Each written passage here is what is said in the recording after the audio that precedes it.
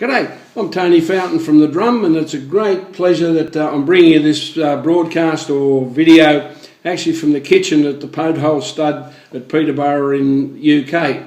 Right next to me you've got young Sally and Charles Horrell, and over on the other side who you can't see, which is probably lucky, is young Harry, who's the heir apparent to the show. So where do we start with PodeHole?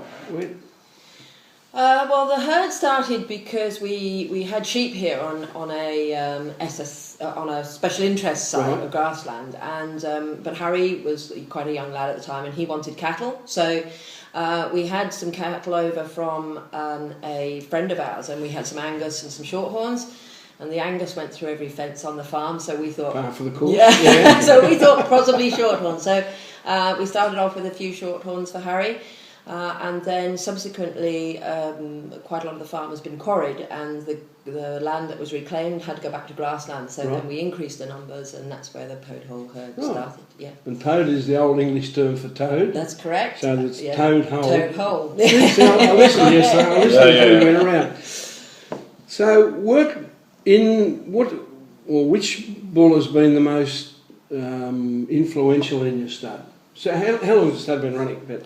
97 we started. 97 started. So we're fairly young herd as such in comparisons. We've been very lucky. We've had two fairly good bulls, Chopperton Promoter and Trojan and Craigeasy, which have done us very, very well, and Trojan has won several interbreeds at shows, so that put the Shorthorns on the map and put ourselves on the map. So they're the two bulls which have really. Yeah, I noticed yesterday, and I should point out here as well, there's a sort of a bit of a vested interest with me because the Horrell family have been clients of mine buying embryos and semen from Australia, so that's where I got involved with the show. Yesterday when we were going around the cattle, we got talking about families and the number of cattle that you've had classified that are in the top bracket. Yep. Yeah, so that's worked out well for you. Yes, that's been a new program that the society over here has started, and we now have classifiers go out onto the farm to grade the cattle on. They're scored on their mobility, feet and legs, udder, beef character, and other characteristics, and then that's put into a final score. And the scores go from poor through good plus, very good, up to excellent, and we had a big percentage of the cattle in the top scores, which we were really proud of. And certainly the Trojan of Craigeasy daughters have scored very well, because conformationally they're very correct.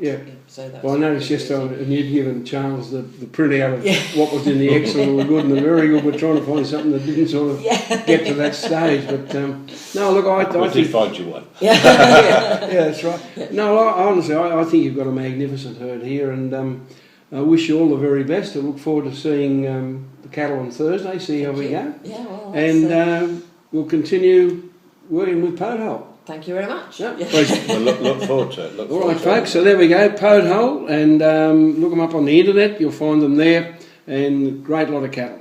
Anyway, thanks for being with me, and remember, as long as you've got a pulse, you're having a good day. See ya.